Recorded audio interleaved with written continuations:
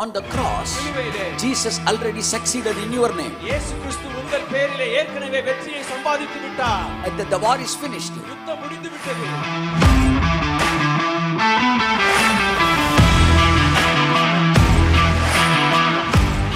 There is no any other success, second success. இரண்டாவது வெற்றி என்று ஒன்று கிடையாது. There is only one success. ஒரே ஒரு வெற்றி தான்.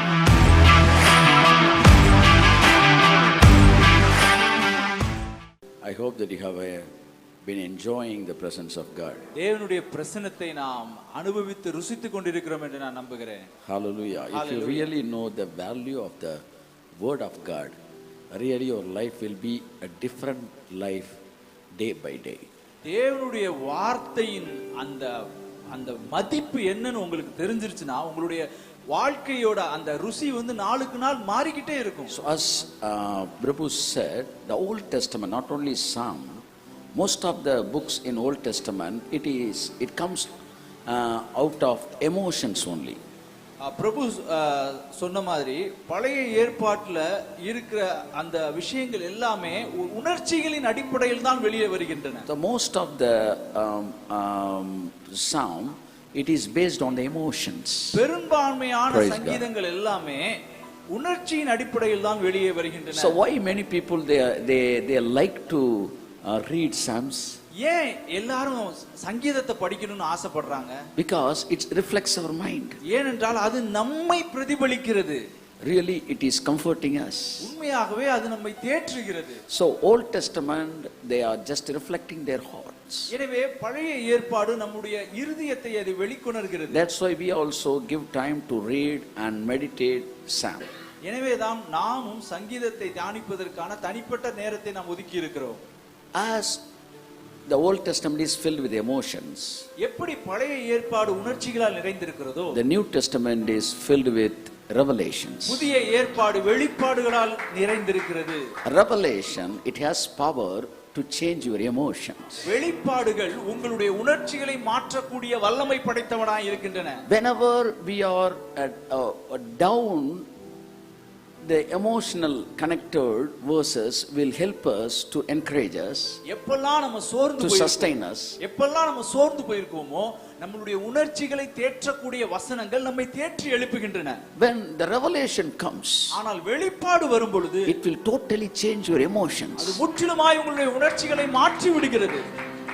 Today morning, one of such a revelation I am going to preach to you.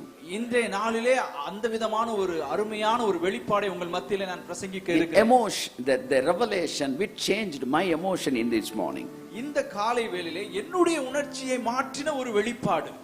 It really totally made my emotion upside down. முற்றிலுமாய் அந்த வெளிப்பாடானது என்னுடைய உணர்ச்சியை தலைகீழாய் மாற்றி விட்டது. That is what the power of the voice of God. அதுதான் தேவனுடைய வார்த்தை அந்த சத்தத்தினுடைய வல்லமையாய் இருக்கிறது. Hallelujah. Really, my beloved brother and sister, you may be down in your life. மெய்யாகவே எனக்கு அருமையான சகோதர சகோதரிகள், உங்கள் வாழ்க்கையில நீங்கள் சோர்ந்து போய் இருக்கலாம். Or you may be waging a war, waging a spiritual war and fighting for faith. உங்களுடைய வாழ்க்கையிலே விசுவாசத்திற்கான ஆவிக்குரிய போராட்டத்தை நீங்கள் போராடி கொண்டிருக்கலாம். Or you may be keep on confessing to succeed something. அல்லது நீங்கள் ஏதாவது ஒன்றிலே வெற்றி பெறுவதற்காக தொடர்ந்து நீங்கள் அறிக்கையிட்டுக் கொண்டிருக்கலாம். Or you may be keep on praying for getting something. அல்லது நீங்கள் ஏதாவது ஒன்றை பெற்றுக்கொள்ள தொடர்ந்து நீங்கள் ஜெபித்துக் கொண்டிருக்கலாம். But the revelation which you are going to hear will totally change what you are doing right now. ஆனால் நீங்கள் கேட்க போகிற இந்த வெளிப்பாடானது நீங்கள் இப்பொழுது என்ன பண்ணி கொண்டிருக்கிறீர்களோ அதை முற்றிலுமாய் மாற்ற போகிறது. Yes, God's word always change our lifestyle. கர்த்தருடைய வார்த்தை நம்முடைய வாழ்க்கை முறையையே மாற்றுகிறதா இருக்கிறது. Oh rabaka sheke mere hand. Let's all close our eyes and pray for the word of God. நாம் கண்களை மூடி தேவனுடைய வார்த்தைக்காய் நாம் ஜெபிப்போம். Dear heavenly Father, அன்பின் பரலோக பிதாவே, oh thank you for this wonderful morning. இந்த அருமையான காலை வேளைக்காய் நன்றி செலுத்துகிறேன். Holy Spirit, help us to preach the word and to understand the word.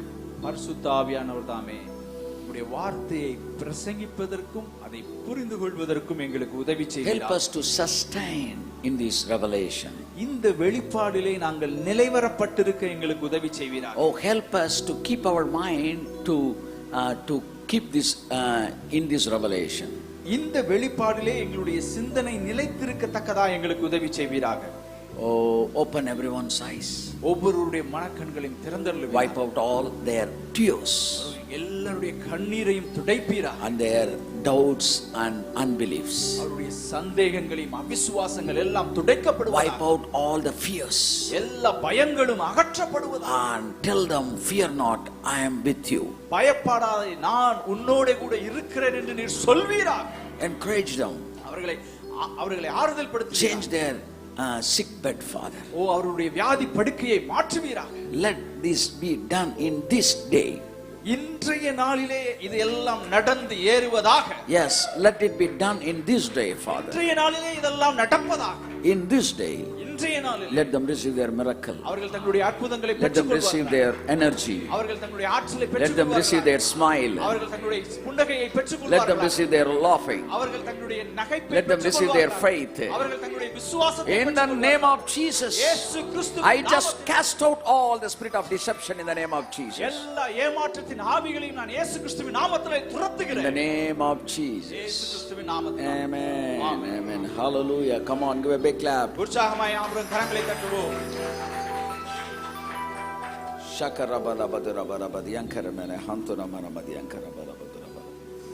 The New Testament life is totally different from the Old Testament life. புதிய ஏற்பாடு வாழ்க்கை என்பது பழைய ஏற்பாடு வாழ்க்கையிலிருந்து முற்றிலுமாய் வேறுபட்டதாக இருக்கிறது. Oh, the life after the crucifixion is totally different from before the crucifixion. சிலுவைக்கு பின்பான வாழ்க்கையும் சிலுவைக்கு முன்பான வாழ்க்கைக்கு முற்றிலுமாய் வேறுபட்டதாக இருக்கிறது. After the crucifixion it's a kingdom life. சிலுவைக்கு பின்பான வாழ்க்கை ராஜ்யத்தின் வாழ்க்கை. If God or if we really understand the meaning of the kingdom of God's life, really our lifestyle will be in different state. நீங்கள் உண்மையாகவே ராஜ்யத்தினுடைய அந்த வாழ்க்கை தன்மையை நீங்கள் புரிந்து கொண்டால் உங்களுடைய வாழ்க்கையின் தரம் வித்தியாசமானதாக இருக்கும். Yes, hallelujah. Hallelujah. Today morning when I was praying, இன்றைய நாளிலே நான் ஜெபித்துக் கொண்டிருந்த பொழுது I said that I will get success, Father. நான் சொன்னேன், ஆண்டவரே நான் வெற்றி அடைவேன். I will succeed. நான் வெற்றி பெறுவேன். When I was telling like this, நான் இப்படி சொல்லிக் கொண்டு இருக்கும் பொழுது God said, கர்த்தர் சொன்னாரு, just in Christian there is no more any success in Christian life. just in கிறிஸ்தவ வாழ்க்கையில வெற்றி என்பது எதுவும் கிடையாது. There is no any success in Christian life. கிறிஸ்தவ வாழ்க்கையில வெற்றி என்பது என்று ஒன்றும் கிடையாது. Is there any success? It means there is a failure also. வெற்றி ஒன்று இருக்கும் என்றால் அங்கே தோல்வியும் இருக்கும். That is the meaning. அதுதான் அர்த்தம். So there is no, if there is no any failure, that means there is no any success. So தோல்வி என்று ஒன்று இல்லை என்றால் அங்க வெற்றி இல்லைன்னு அர்த்தம். So Christian life is not succeeding life, it is living in the success of Jesus. எனவே கிறிஸ்தவ வாழ்க்கை என்பது வெற்றி பெறுகிற வாழ்க்கை அல்ல, இயேசு கிறிஸ்துவின் வெற்றியில் வாழுகிற வாழ்க்கை. Which is already done for you and me. உங்களுக்காகவும் எனக்காகவும் ஏற்கனவே முடிக்கப்பட்ட ஒரு வாழ்க்கை. Christian life is not a succeeding life, it is enjoying the success of Jesus. கிறிஸ்தவ வாழ்க்கை என்பது வெற்றி பெறுகிற வாழ்க்கை அல்ல, இயேசு கிறிஸ்துவின் வெற்றியிலே வாழுகிற வாழ்க்கை. That Jesus continued. அதுக்கப்புறம் ஆண்டவர் என்கிட்ட தொடர்ந்து பேசினாரு. There is no any second success. இரண்டாவது வெற்றி என்று ஒன்றும் கிடையாது. There is no any, then he continued, there is no any second what's that, prophecy. இரண்டாவது தீர்க்க தரிசனம் என்று ஒன்றும் கிடையாது. Then he said there is no any second war. இரண்டாவது போராட்டம் என்று ஒன்றும் கிடையாது. Are you thinking that you are waging a war? நீங்க யுத்தம் பண்ணிட்டு இருக்கீங்க நினைச்சிட்டு இருக்கீங்களா? God says there is no any second war. கர்த்தர் சொல்றாரு இரண்டாவது யுத்தம் என்று There is only one war ஒரே ஒரு யுத்தம் which I have finished on the cross. சிலுவையிலே நான் அதை முடித்து விட்டேன். There is no any other second war. இரண்டாவது யுத்தம் என்று ஒன்று கிடையாது. There is no any other second prophecy. இரண்டாவது தீர்க்க தரிசனம் என்று ஒன்றும் கிடையாது. Hundreds of prophecy may say this or that, but God said there is no more prophecy other than the crucified Jesus. நூற்றுக்கணக்கான தீர்க்க தரிசனங்கள் இங்கேயும் அங்கேயும் சொல்லப்படலாம், ஆனால் சிலுவையில் அறையப்பட்ட இயேசு கிறிஸ்துவை குறித்ததான தீர்க்க தரிசனம் மாத்திரமே தான் தீர்க்க தரிசனமாய் இருக்கிறது. There is no any other success, second success. இரண்டாவது வெற்றி என்று ஒன்றும் கிடையாது. There is only one success. ஒரே ஒரு வெற்றி தான். If you say that you have succeeded, that means the glory comes to you. நான் ஜெயிச்சேன்னு நீங்க சொன்னீங்கன்னா உங்களுக்கு அந்த மகிமை வருது. There is no any other success in front of you. உங்களுக்கு முன்னாடி எந்த ஒரு வெற்றியுமே இல்ல. உங்களுடைய ஒரிஜினல் வெற்றி முன்னாடி இல்ல, அது பின்னாடி இருக்கு. So your success is a finished success. எனவே உங்களுடைய வெற்றி என்பது ஒரு முடிக்கப்பட்ட வெற்றி. When I was coming, God said, Justin, you must be watching very keenly. Your success is not just a determined success also. It is a finished success. நான் வந்துட்டு இருக்கறப்ப ஆண்டவர் என்ன தெளிவா சொன்னாரு, ஜஸ்டின் நல்லா கவனிக்கணும். Praise God, praise God. உன்னுடைய வெற்றி என்பது ஒரு தீர்மானிக்கப்பட்ட வெற்றி என்று மட்டுமல்ல. தீர்மானிக்கப்பட்ட வெற்றி கூட கிடையாது. அப்படின்னா தீர்மானம் பண்ணிட்டாரு வரப்போகுதுன்னு அர்த்தம். தீர்மானிக்கப்பட்ட வெற்றி இல்ல, முடிஞ்ச வெற்றி. Your life is a life living in my success. உன்னுடைய வாழ்க்கை என்னுடைய வெற்றியில் வாழுகிற வாழ்க்கை. Your life is a life living in my victory. உன்னுடைய வாழ்க்கை என்னுடைய வெற்றியிலே வாழுகிற The finished victory cannot be changed. முடிக்கப்பட்ட வெற்றி என்பது மாற்றி அமைக்கப்பட முடியாதது. Sir, the finished success cannot be changed. முடிக்கப்பட்ட வெற்றி என்பது மாற்றி அமைக்கப்பட முடியாதது. So if your success in future, something may change it. எனவே உங்களுடைய வெற்றி எதிர்காலத்துல இருந்தா அது மாறலாம். It is not in future. அது எதிர்காலத்திலே கிடையாது. It is in past. அது உங்களுடைய கடந்த காலத்தில் இருக்கு. So your success is already finished. உங்களுடைய வெற்றி ஏற்கனவே முடிஞ்சிருச்சு. Your healing is already finished. உங்களுடைய சுகம் ஏற்கனவே முடிந்து விட்டது. Your prosperity is already finished. உங்களுடைய செழிப்பு ஏற்கனவே முடிந்து விட்டது. If devil comes and say you cannot get success, பிசாசு வந்து உங்கள்ட்ட சொன்னா நீ வெற்றி பெற முடியாதுன்னு சொல்றானா, it is very tough to believe. மிகவும் நம்புவதற்கு கடினமான ஒன்றாய் இருக்கிறது. Because if somebody says you are failed in 10th exam, how can I believe? அது எப்படின்னா, யாராச்சும் உங்கள்ட்ட வந்து நீங்க 10ஆம் கிளாஸ் ஃபெயில்னு சொன்னா, இப்போ வந்து சொன்னா அவங்களால எப்படி அதை நம்ப முடியும்? சார், அது நான் பாஸ் ஆகி அது முடிஞ்சு போனது சார்.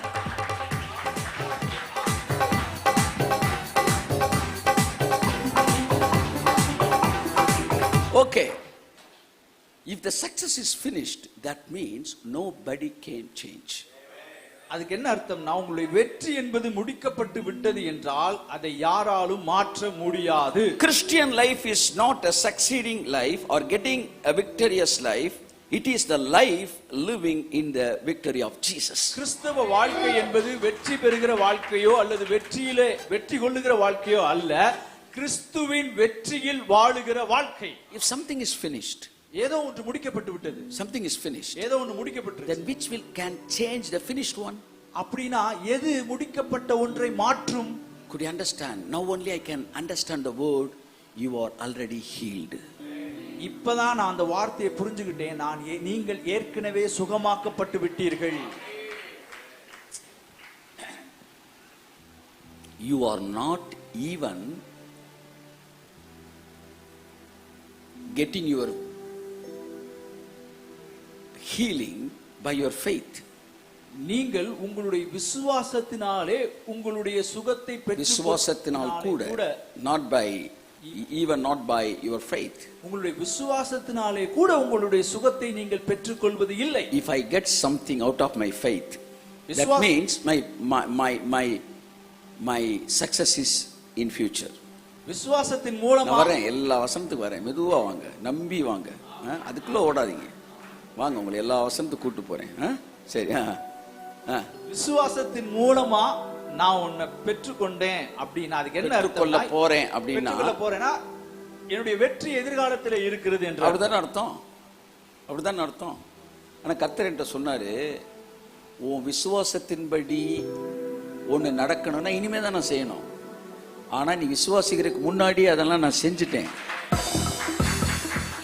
ஒண்ணு புரிஞ்சுக்க, நீ ஏற்கனவே ஜெயிச்சிட்ட. Kingdom life, if you say I will get kingdom life, is not a succeeding life. ராஜ்யத்தின் வாழ்க்கையை நான் பெற்றுக்கொள்வேன் அப்படின்னு நீங்க சொல்றீங்கன்னா அது என்னமோ ஒரு வெற்றி பெறுகிற வாழ்க்கை, வெற்றி பெறுவேன் என்று நீங்கள் சொல்லுவீர்கள் என்றால் அது ராஜ்யத்தின் வாழ்க்கை கிடையாது. If you say that I will succeed, that is not kingdom life. நீங்க வெற்றி பெறுவேன் அப்படின்னு சொன்னீங்கன்னா அது ராஜ்யத்தின் வாழ்க்கை கிடையாது. Living in the success is kingdom life. வெற்றியிலே வாழுகிற வாழ்க்கை தான் ராஜ்யத்தின் வாழ்க்கை. So So kingdom life is not a succeeding life, it is living in the success. எனவே ராஜ்யத்தின் வாழ்க்கை என்பது வெற்றி பெறுகிற வாழ்க்கை அல்ல, அது வெற்றியிலே வாழுகிற வாழ்க்கை. Okay, if you say that I will succeed, okay இப்படி வச்சுக்குவோம், நான் ஜெயிப்பேன் அப்படி நீங்க சொல்றீங்கன்னா, if there will be a success, that means there will be a failure. அங்க வெற்றின்னு ஒன்னு இருந்தா அங்க தோல்வின்னு ஒன்னு இருக்கணும். If it is in future, there will be the probability for failure also. எதிர்காலத்துல ஒரு வெற்றின்னு ஒன்னு இருக்குன்னா அங்க தோல்விக்கும் ஒரு ஒரு ஒரு சாத்தியக்கூறு இருக்கணும். So if you say like this, what Jesus said, it is finished, it is no meaning. எனவே நீங்க அப்படி சொன்னீங்கன்னா இயேசு கிறிஸ்து முடிந்தது என்று சொன்ன வார்த்தைக்கு அர்த்தமே இல்லாம போய்டும். Okay, if you say I will get success, இப்போ நீங்க இப்படி நான் வந்து வெற்றி பெறுவேன்னு சொல்றீங்கன்னா, you say some war is there, நீங்க சொல்றீங்க ஏதோ ஒரு யுத்தம் இருக்கு, but war is finished. ஆனால் யுத்தம் முடிந்து விட்டது. So where there is no war, how can you succeed? எனவே யுத்தமே இல்லைனா நீங்க எப்படி வெற்றி பெற முடியும்? So where is my success? அப்படினா என்னுடைய வெற்றி எங்கே? Jesus' success, it is my success. இயேசுவின் வெற்றி என்னுடைய வெற்றி. So I have succeeded even before 2000 years ago. நான் 2000 ஆண்டுகளுக்கு முன்பாகவே நான் வெற்றி பெற்று விட்டேன். நான் பாஸ் ஆன பரீட்சையை மறுபடியும் எழுத வேண்டிய அவசியம் இல்ல. வெளியே போட பிசாசு.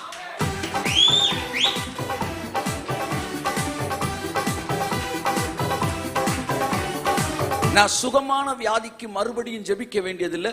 வெளியே போட பிசாசு.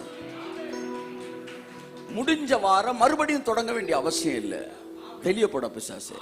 Because I am already healed. It is already finished.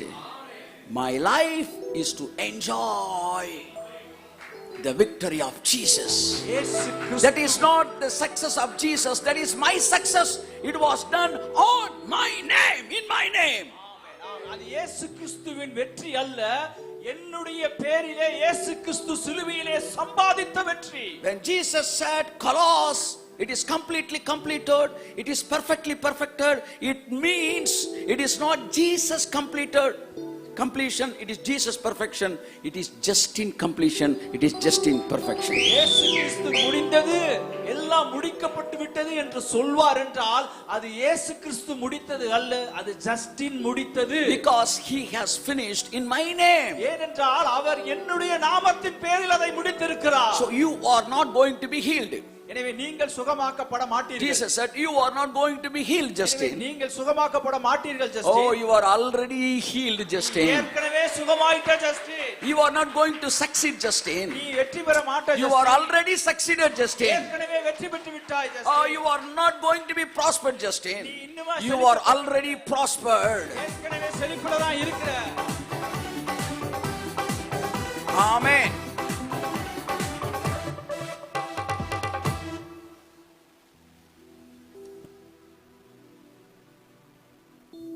Oh, the warfare mindset. You must know one thing, the war is finished. நீங்க நல்லா புரிஞ்சுக்கணும், இந்த யுத்தம் என்பது முடிந்து விட்டது.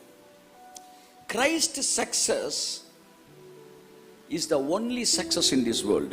கிறிஸ்துவின் வெற்றி ஒன்றுதான் இந்த உலகத்திலேயே ஒரே ஒரு வெற்றி. Nobody can declare a war when the war is already finished, completely finished. ஒருவருமே யுத்தம் முடிந்த பிறகு யுத்தத்தை அறிவிக்க முடியாது. சார் உங்களை எல்லாம் சண்டை போடுறதுக்கு அவர் கூப்பிடல, அவர் சண்டை போட்டு ஜெயிச்சதுல வாழ்றதுக்கு தான் உங்களை கூப்பிட்டுருக்காரு. சந்தோஷமா அந்த வெற்றி. அப்ப நீங்க ஏற்கனவே ஜெயிச்சிட்டீங்கன்னா, யாராச்சும் ஒருத்தர் ப்ராஃபஸி சொன்னார்னா அந்த ப்ராஃபஸி வந்து அதை நீங்க அதன்படி ஒன்று நடக்கும் நீங்க எதிர்பார்க்கணுமா? பைபிள் சொல்லுது, சிலுவையை பற்றிய சாட்சியே, கிறிஸ்துவை குறித்த சாட்சியே தீர்க்க தரிசனத்தின் ஆவியாய் இருக்கிறது. வெளிப்படுத்தல் சொல்லுது. ஃபியூச்சர்ல ப்ராஃபஸினா ஒன்னே ஒண்ணுதான், சிலுவையில் நீ ஜெயிச்சிட்ட. இதுக்கு எதிராக வர எந்த ப்ராஃபஸியும் கிடையவே கிடையாது. அதை யார் வந்து சொன்னாலும் சரி, எவன் வந்து சொன்னாலும் சரி, there is no any other second prophecy. இப்போ எனக்கு ப்ராஃபஸியை பற்றி கவலை இல்லை, எனக்கு வாரை பற்றி கவலை இல்லை. there is no any other second prophecy. நீங்க சிலுவையில கம்ப்ளீட்டா உங்க வியாதிய, அதாவது சிலுவையில உங்களுடைய வெற்றி நிர்ணயிக்கப்பட்டதுன்னு சொல்லக்கூடாது, முடிஞ்சிருச்சு. நான் ஜெயிச்சிட்டேன். இப்ப 10th சர்டிபிகேட் வச்சிருக்கீங்க, பாஸ் ஆயிட்டேன்னு. இனிமே ஃபெயில் ஆயிருவேன், நீங்க எப்படி பயப்பட முடியும் sir? It is very tough to fear sir. இது என்ன சொல்றது, ரொம்ப பயப்படுறதுக்கு கஷ்டம் சார். அது எப்படி பயம் வரும் சார்? சர்டிபிகேட் கையில் இருக்கு சார், நீங்க பாஸ் பண்ணிட்டீங்க சார், உங்க பேர்ல தான் சார் பாஸ் மார்க் வந்திருக்கு. திரும்ப எப்படி ரிவர்ஸ்ல போய் மாத்தபடி? if the written will cannot be changed, the written success cannot be changed. எழுதப்பட்ட வெற்றி மாற்றி அமைக்கப்பட முடியாதது.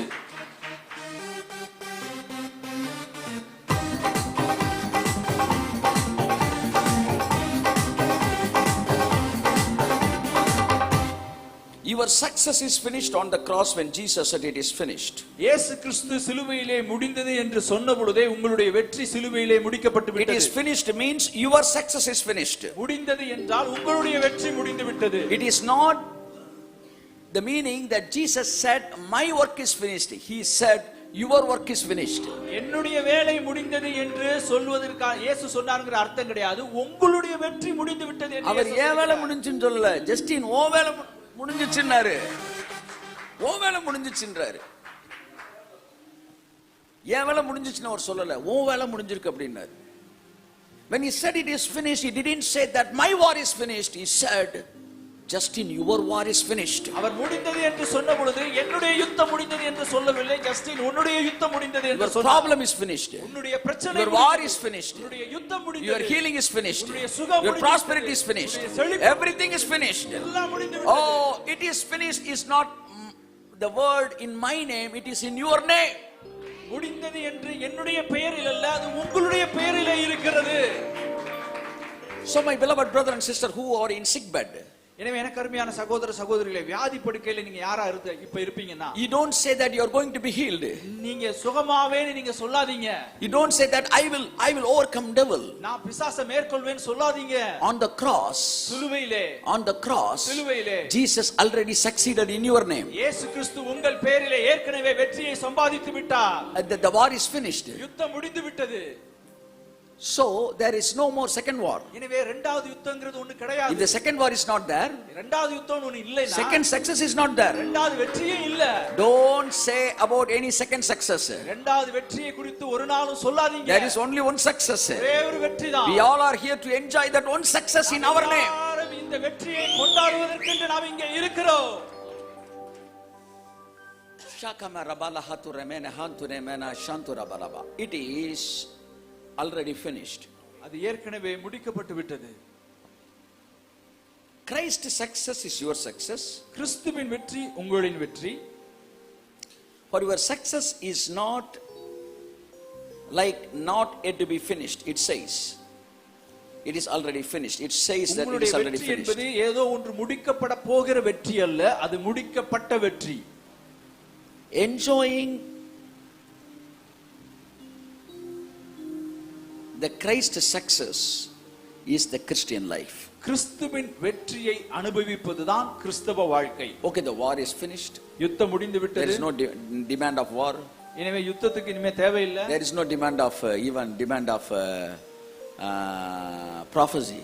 தீர்க்க தரிசனத்துக்கு அவசியம் கிடையாது. There is no need of prophecy. தீர்க்க தரிசனத்துக்கு தேவை கிடையாது. Because there is a more confirmed prophecy it is in Bible, that is the crucified Christ. உங்களுக்கு உறுதியான தீர்க்க தரிசனம் ஒன்று இருக்கிறது என்றால் அது சிலுவையில் அறையப்பட்ட இயேசு கிறிஸ்து. But my confusion, என்னுடைய குழப்பம், it is not connected with the prophecy. தீர்க்க தரிசனத்தோடு இணைக்கப்பட்டது கிடையாது. Because I never connect the prophecy with the finished work. ஏனென்றால் நான் ஒரு நாளும் தீர்க்க தரிசனத்தை முடிக்கப்பட்ட வேலையோடு கூட இணைக்கிறது கிடையாது. If something is against the finished work, some prophecy is against the finished work, I will not accept it.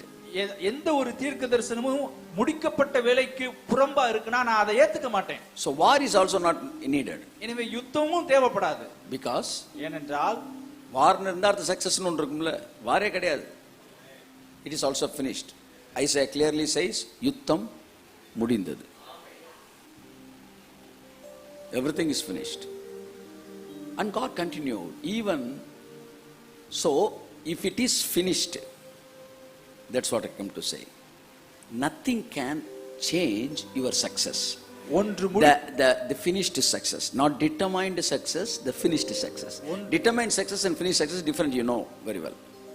ஒன்று முடிக்கப்பட்டிருக்கிறது என்றால் அதை இனிமேல் மாற்ற முடியாது. அதாவது தீர்மானிக்கப்பட்ட வெற்றிக்கும் முடிக்கப்பட்ட வெற்றிக்கும் வித்தியாசம் இருக்கு. There is a difference between determined success and finished success. தீர்மானிக்கப்பட்ட வெற்றிக்கும் முடிக்கப்பட்ட வெற்றிக்கும் வித்தியாசம் இருக்கிறது. Determined success is, it is determined but not yet we get. தீர்மானிக்கப்பட்ட வெற்றி என்பது தீர்மானிக்கப்பட்டாயிற்று ஆனால் இன்னும் நாம் அதை பெறவில்லை. But finished success is already finished and you have received it. ஆனால் முடிக்கப்பட்ட வெற்றி என்பது ஏற்கனவே முடிக்கப்பட்டு விட்டது, அதை நாம் பெற்றுக்கொண்டு விட்டோம். So nothing can change the finished success of your life. எனவே ஒன்றும் உங்களுடைய முடிக்கப்பட்ட வெற்றியை உங்கள் வாழ்க்கையிலே மாற்றி அமைக்க முடியாது. Hallelujah. Hallelujah. On the cross, Jesus already succeeded in your name. இயேசு கிறிஸ்து உங்கள் பேரிலே ஏற்கனவே வெற்றியை சம்பாதித்து விட்டார். The war is finished. யுத்தம் முடிந்து விட்டது.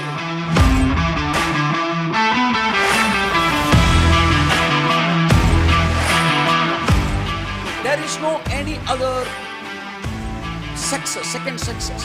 இரண்டாவது வெற்றி என்று ஒன்றும் கிடையாது. There is only one success. ஒரே ஒரு வெற்றிதான்.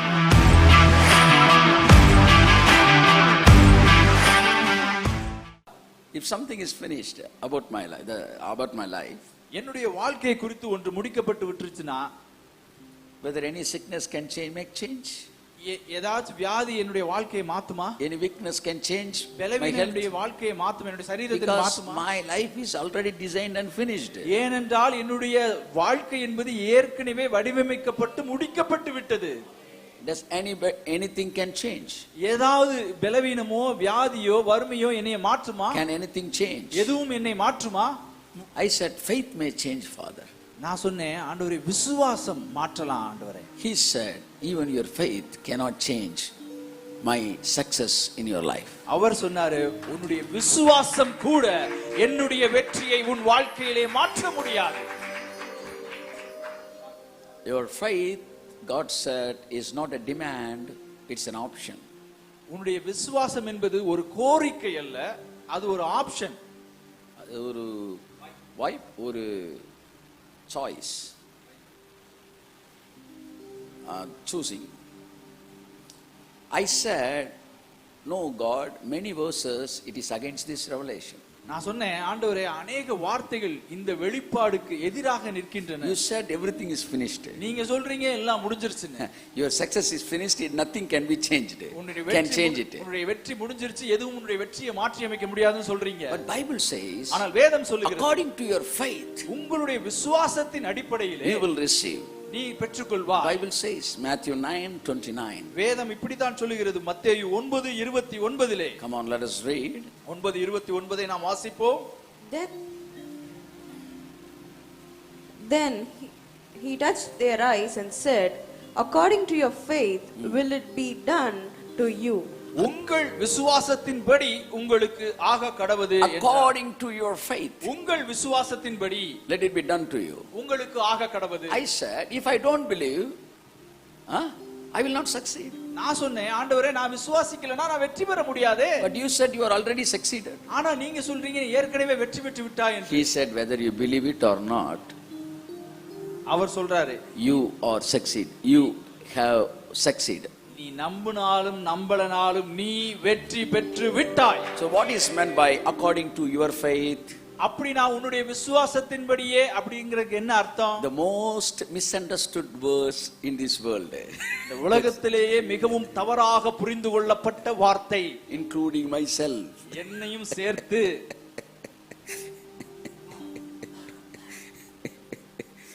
Amen. Praise God. According to your faith, it will be done. உங்களுடைய விசுவாசத்தின்படியே உங்களுக்கு ஆக கடவுது. So if I don't believe, I will not receive sight. அப்படினா நான் விசுவாசிக்கலனா என்னால பார்வை அடைய முடியாதா? If I believe, I will receive sight. நான் விசுவாசிச்சாதான் நான் பார்க்க முடியுமா? If I believe, I will be healed. நான் விசுவாசித்தால் நான் சுகமடைவேன். If I don't believe, I will not heal. நான் விசுவாசிக்கலனா எனக்கு சுகம் கிடைக்காது. Again, the success, it is not confirmed. மறுபடியும் இந்த வெற்றி என்பது அது உறுதி செய்யப்படவில்லை. சார் நீங்க நம்பினாதான் நடக்கும், நம்பலனா நடக்காது அப்படின்னா திரும்பவும் வெற்றிக்கு ஊசலாடிட்டு தானே இருக்கு. ஊசலாடுற ஒரு வாழ்க்கை கிங்டம் லைஃப் கிடையாது. கிங்டம் லைஃப்ன்றது finished life, confirmed life, unbreakable life, unchangeable life. It is the written will.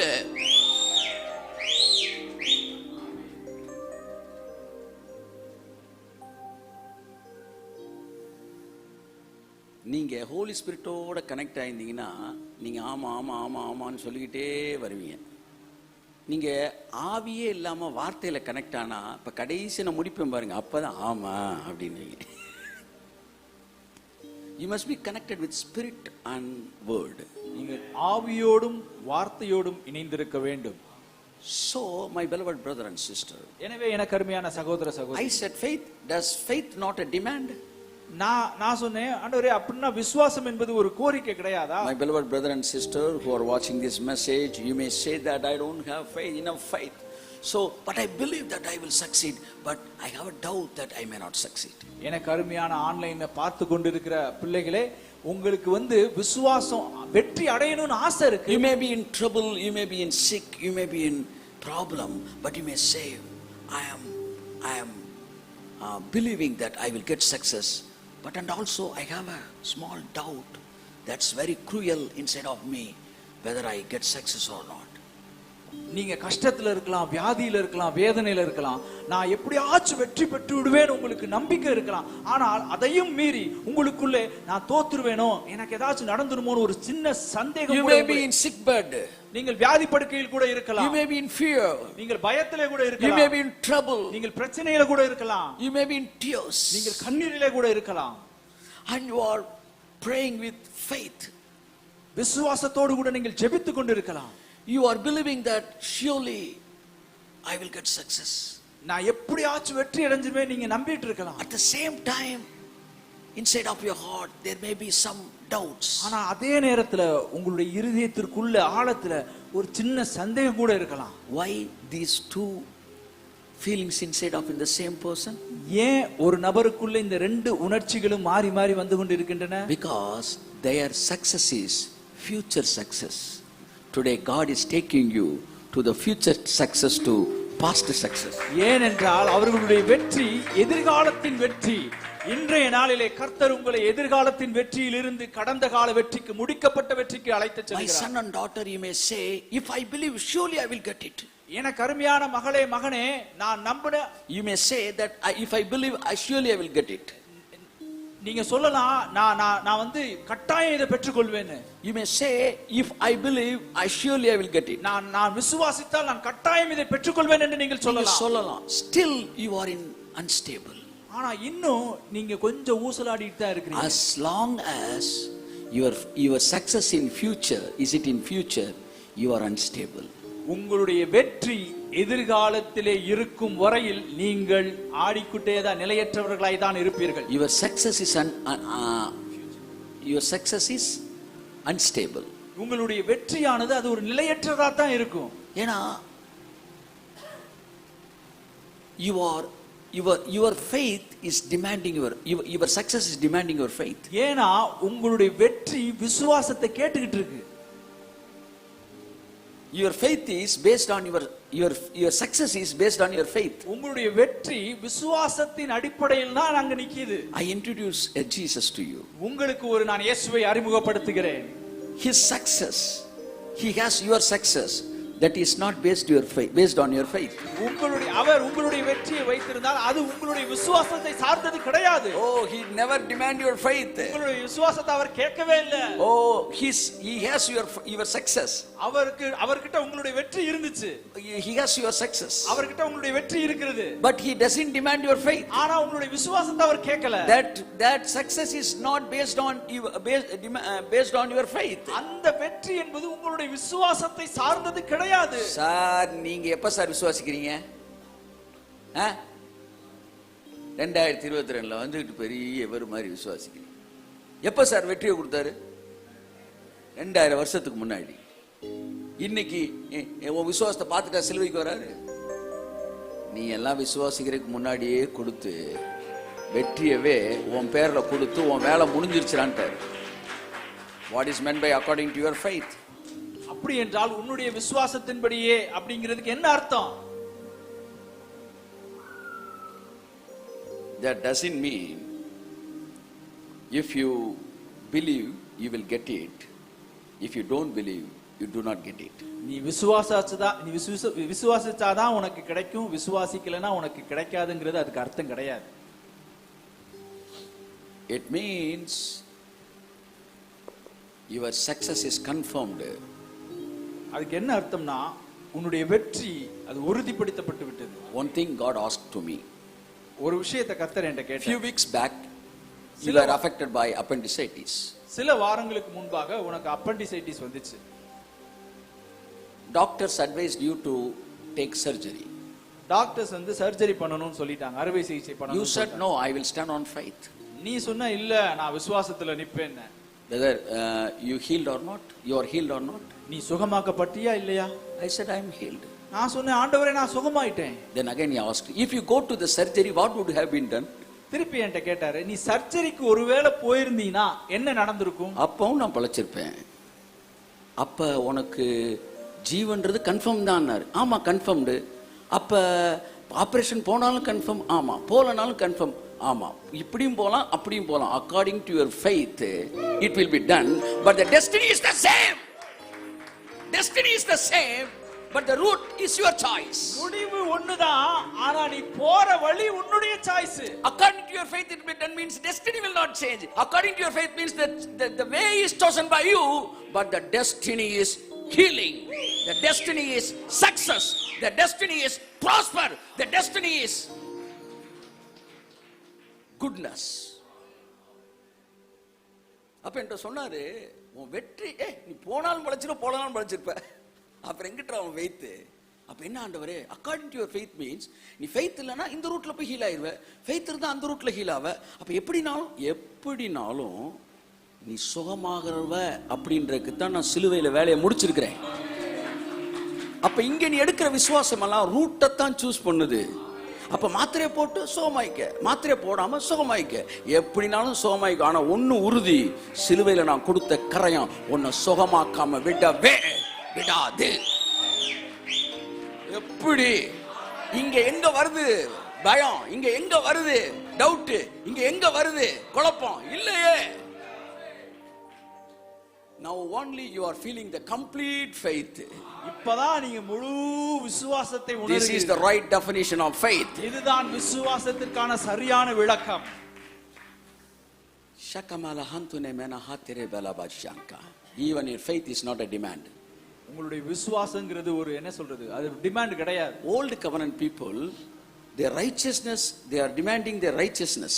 பழைய ஏற்பாட்டு ஜனங்கள் தங்களுடைய நீதியை வந்து அப்படி கேட்டுட்டு இருந்தாங்க. ஷகபரபலபதி பலபரி பலபா.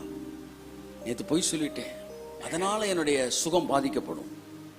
That is old covenant people's lifestyle. நேத்து போய் சொல்லிட்டே அதனால என்னுடைய சுகம் பாதிக்கப்படுங்கிறது பழைய ஏற்பாட்டு மக்களினுடைய வாழ்க்கை முறை. But new covenant people, ஆனால் புதிய ஏற்பாட்டு மக்கள், they know Jesus cleansed all my sins, so no sin can stop my healing. எனவே இயேசு கிறிஸ்து என்னுடைய பாவங்களை எல்லாத்தையும் கழுவிட்டார்யா, எனவே எந்த ஒரு பாவமும் என்னுடைய சுகத்தை தடுத்து நிறுத்த முடியாது. But if I don't believe, I will not receive. ஆனா நான் விசுவாசிக்கலனா அதை நான் பெற்றுக்கொள்ள முடியாது. பைபிள்ல ரெண்டு பேருக்குமே உயிர் ஊசல் அடித்தான் இருக்கு. அவனுக்கு நீதின்ற பேர்ல ஹீலிங் கன்ஃபார்மா கிடையாது, இல்ல. இவனுக்கு நீதி எல்லாம் பிரச்சனை இல்லை, இவனுக்கு ஃபெய்த்ன்ற பேர்ல ஆடிட்டு இருக்கு. கர்த்தர் சொன்னாரு, எங்க டிமாண்ட் வந்தாலும் that is a law.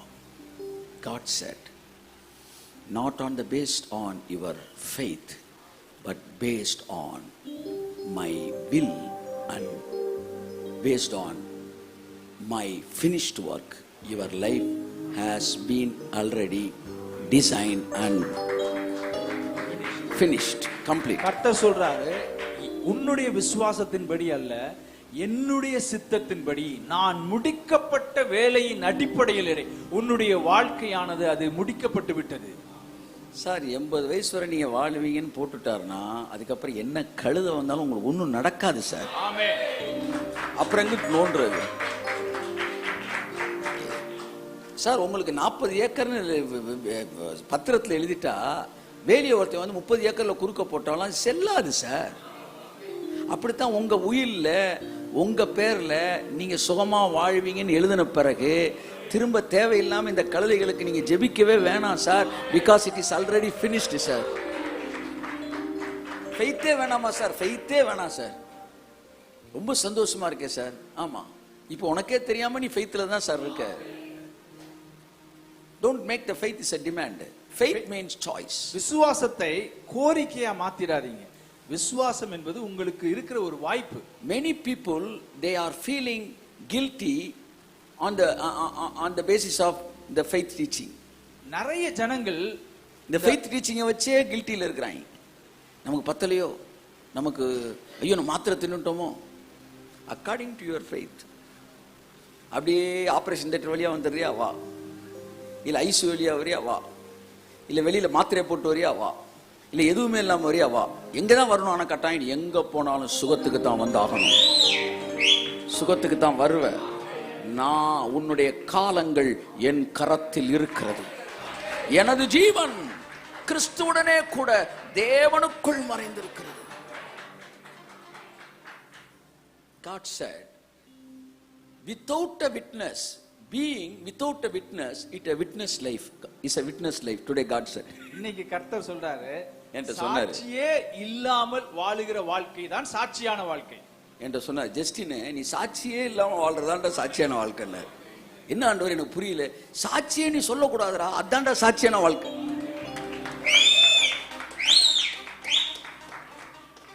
காலையில ஹேகின் என்ன கண்ணில் காட்டினார் சார். நிறைய பேர் மண்டையில் ஓடிக்கிட்டே இருந்தாங்க சார். யார் யாரோ ஓடினாங்க. சின்ன வயசுல போனவங்க வந்தவங்க எல்லாம். கடைசியா இதெல்லாம் என் மைண்ட்ல ஓடிச்சு. தின் ஆவியான ஹேகினை காமிச்சார். அப்படியே பார்த்தேன். சொன்னாரு, அவர் தான் உனக்கு ரோல் மாடல், சரியா? அவர் தான் நீ. அந்த இடத்துல ஹேகின் என்று சொல்ற, நான் தான்டா, நீ எந்திரிச்சு போடா. என்னக்கா சார் ஹேகினுக்கு மற்றவனுக்கு வித்தியாசம்? மற்றவங்க ஊருக்கெல்லாம் ஹீலிங் கொடுத்துருப்பாங்க. அவங்க லைஃப்ல 45, 80, 60, 55 போயிருக்காங்க. ஆனால் ஹேகின்னு 80 வயசு வரைக்கும் சொல்லி அடித்தார். 83 அவர் சொல்றாரு, 83 வருஷத்துல 50 வருஷத்துல நான் கேட்ட ஒரு ஜபத்துக்கு பதில் வராமல் இருந்ததில்லை. ஒரு தடவை கூட நான் டாக்டர்கிட்ட போனதில்லைன்றார். எனக்கு 1000 ஹீலிங் நடத்தினவனை விட ஒருத்தன் ஹீல்டா வாழ்ந்தான் பாரு.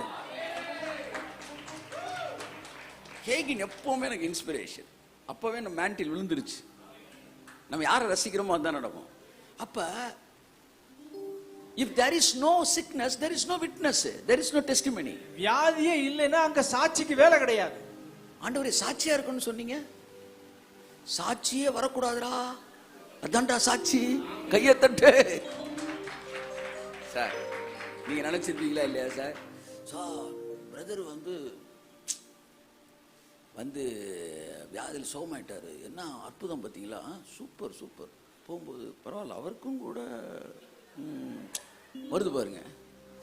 That is what second class witnessed life. But first class witness life is, ஒரே ஒரு விட்னஸ் தான் நீ சொல்லணும் வருஷத்துக்கு ஒரு தடவை, இந்த வருடமும் கர்த்தர் என்னை வியாதி இல்லாமல் பாதுகாத்துக் கொண்டார், என்னை வியாதியிலிருந்து சுகப்படுத்தினார் என்கிற சாட்சியை விட வியாதி வராமல் பாதுகாத்துக் கொண்டார் என்று சொன்ன ஹேகினோட சாட்சி தான் என் லைஃபை ரொம்ப பெனிட்ரேட் பண்ணி என்னை இன்ஸ்பயர் பண்ணது. I want you to be a witness. ஆமா, you to be a witness like that kind of witness. நீங்கள் எனக்கு சாட்சிகளாய் இருப்பீர்கள். என்ன சாட்சி? நான் சுகமாக்குகிறவர் என்பது மட்டுமல்ல, உங்களுக்கு வியாதியை வராமல் உங்களை வைத்திருக்கிற கர்த்தர் என்பதற்கு நானே நீங்களே சாட்சிகள். So being without a witness is a witness life. எனவே சாட்சியே இல்லாமல் வாழுகிற வாழ்க்கை தான் சாட்சியான வாழ்க்கை. இன்னையிலிருந்து நம்ம எல்லாம் ஜெபிக்கணும். ஆண்டவர், ஒரு சாட்சி இல்லாத வாழ்க்கை எனக்கு தாங்க ஆண்டவரே. சொல்லுங்க. பெந்தேகோஸ்தேக்காரன் கேட்டான், சொல்லுங்க, சாட்சி இல்லாம வாழணும் சார். பைபிள் சாட்சின்னு சொல்லியிருக்கு சார். இதான் இடையில கேட்டவனுக்கு வர பிரச்சனை. அவன் பேசட்டும், அதுக்காண்டி அவனுக்கு இன்னொரு தடவை சொல்ல முடியாது. சாட்சி இல்லாம வாழணும். பக்கத்தை பார்த்து சொல்லுங்க. சூப்பரா இருக்குல்ல? சூப்பரா இருக்குல்ல? கர்த்தர் கேட்டாரு, இந்த வருஷம் சாட்சி சொன்னேன், இந்த சாட்சியில நான் மகிமைப்படுவேன் நீ நினைக்கிறியா? இது இது வந்து எனக்கு பெரிய ஒரு மகிமை நினைக்கிறேன், இதோட ஒரு மகிமை சொல்லவா? 2 வருஷத்துக்கு முன்னாடி இதே மாதிரி வந்துச்சுல. ஆமா, இதுதான் வந்துச்சு. ஆமா, யாருக்காச்சும் தெரியுமா? எனக்கே தெரியாது. இந்த தடவை நீ போன பார்த்த சாட்சி சொல்ற, போன தடவை சொல்லலை, அதனால என் மகிமை குறைஞ்சிருச்சு நினைக்கிறியா? எனக்கு உனக்கு ஒரு வியாதியை கொடுத்து அந்த வியாதியை சுகப்படுத்தி அதில் 10 பேர் சாட்சி சொல்லி வர்ற சந்தோஷத்தை விட, உனக்கு தெரியாமலே உன்னை சுகமாக்கிட்டு என் பிள்ளை நிம்மதியா இருக்காண்டா, அதுதான்டா எனக்கு சந்தோஷம். பிசாசு மெதுவா குண்டூசியை உள்ள நுழைப்பான். இந்த வியாதியை, உனக்கு வியாதி வரும், அதுல இருந்து நீ ஜெயிப்ப, இயேசு நாமத்துக்கு வெளியே போ. இது செகண்ட் கிளாஸ் ஆச்சு. ஆனா எனக்கே தெரியாம பல வியாதிகளில் என்னை அவர் தினமும் சுகமாக்கி கொண்டு இருக்கிறார். அதுதான் ஃபர்ஸ்ட் கிளாஸ் லைஃப் ஸ்டைல்.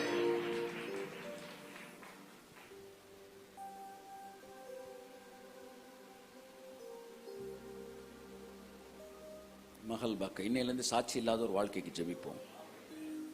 சாட்சி இல்லாத வாழ்க்கை. ஆமென். சாட்சி இல்லாத வாழ்க்கை இனி வருகிற நாட்கள்ல அதுதான் பாருங்க. சாட்சியே இல்லாம பாதிக்கப்பட்ட ஒரு வாழ்க்கை சி கிளாஸ். அதுல இருந்து சாட்சி சொல்ற ஜெயிச்ச வாழ்க்கை கொடுத்தாரு. இப்ப சாட்சி இல்லாத பி கிளாஸ்ல இருந்து ஏ கிளாஸ் வாழ்க்கை உங்களுக்கு கொண்டு வராரு. So one thing you must know, not according to your faith your destiny is designed. According to your faith your route is chosen. ஒண்ணு நீங்க புரிஞ்சுக்கணும், உங்களுடைய விசுவாசத்தை வைத்து உங்களுடைய இலக்கானது தீர்மானிக்கப்படவில்லை, உங்களுடைய விசுவாசத்தை வைத்து நீங்கள் போகும் வழியானது தேர்ந்தெடுக்கப்படுகிறது. திருச்சிக்கு போகணும் அப்படின்னு டிரைவர் சொல்லிட்டார், நீங்க உங்களை திருச்சி கூட்டு போறேன். சரின்னு ஒன்று வண்டியை ஸ்டார்ட் பண்ணுறீங்க. உங்க தெருல நீங்க சொல்றீங்க, சார் இந்த பக்கம் போனா அந்த வெறும் குப்பையா போட்டிருக்காங்க, இப்படி போக முடியாது சார், இப்படி போங்க, இப்படி போகலாமா இல்லை இப்படி போடலாமா, இல்லை ரைட்டில் போகலாமா சார், லெஃப்டில் போகலாமா? டிரைவர் உங்கள்கிட்ட தான் கேட்குறாரு, உங்கள் ஏரியாவிலேருந்து.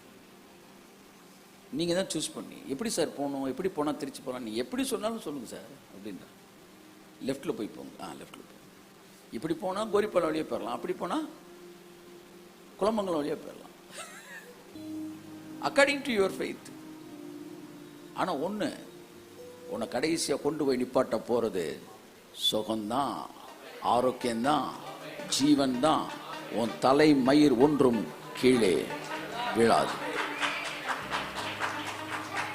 சேனைகளின் கர்த்தர் இவ்விதமாய் நிர்ணயித்திருக்கிறார், யார் அதை வியர்த்தமாக்குவார்?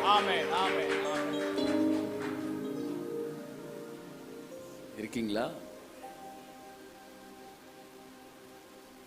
இன்னைக்கு ஒரு டெஸ்டினேஷன்ல இருக்கிறேன், திரும்பி பார்க்குறேன், ஏதோ ரூட்லாம் வந்திருக்கிறேன், கொஞ்சம் பிரச்சனை பஞ்சாயத்துலாம் எல்லாம் வந்திருக்கு. இதை வேற ஒரு ரூட்லேயும் வந்திருக்கலாம், வேற ஒரு ரூட்லேயும் வந்திருக்கலாம். ஆனால் ஒன்று தெரிஞ்சுக்கங்க, இதை விட பெட்டர் ரூட் இருக்கு. அந்த ரூட்டில் வந்தாலும் இங்கே தான் வந்திருப்பேன். இது கொஞ்சம் வேற ரூட்டு, ஆனாலும் நான் இங்கே தான் வந்திருக்கேன். நீ மாத்திரையை சாப்பிட்டே போகலாம், நீ சாப்பிட்றியா சாப்பிட்டுக்கம்மா, அக்கார்டிங் டு யுவர் ஃபெய்த். ஆனால் என்ன நடக்கும்? சுகம்தான் உனக்கு. அதை நான் சிலுவையில் முடிச்சிட்டேன், அதை மாற்றவே முடியாது. ஆமாம், அது ஒன்றும் மாறவும் மாறாது.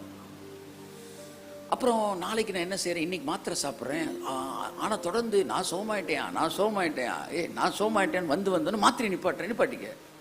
இந்த ராக்கெட் இருக்குல்ல, பறக்கிறப்ப எல்லாத்தையும் அள்ளிக்கிட்டு பறக்கும். கொஞ்சம் தூரம் போனோன்னு ஒவ்வொன்றையாக கலட்டி கடைசியில் ஒரு 2 அடி இருக்கிற ஒரே ஒரு சேட்டலைட், அந்த ஒரு கேமரா, அதை கொண்டு போய் நிப்பாட்டுறதுக்கு தான் இவ்வளோ மேட்ரு.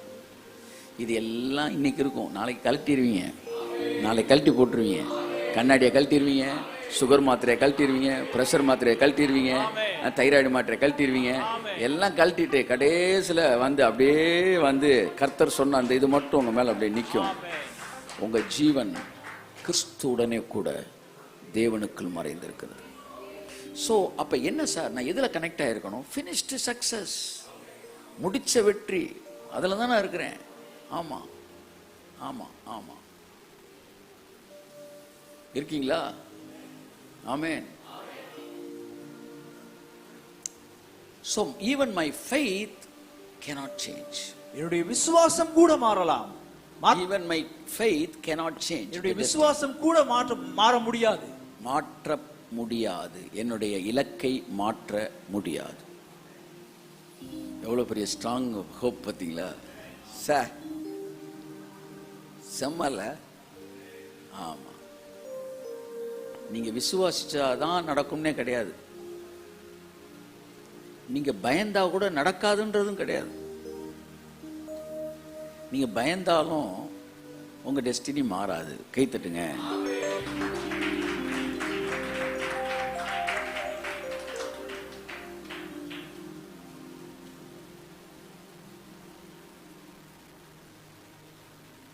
இந்த இடத்துக்கு வந்திருக்கியே, நீ எல்லாம் பயப்படாமலாம் இங்கே வந்துட்டியாக்கும். எவ்வளோ பயந்துருப்ப.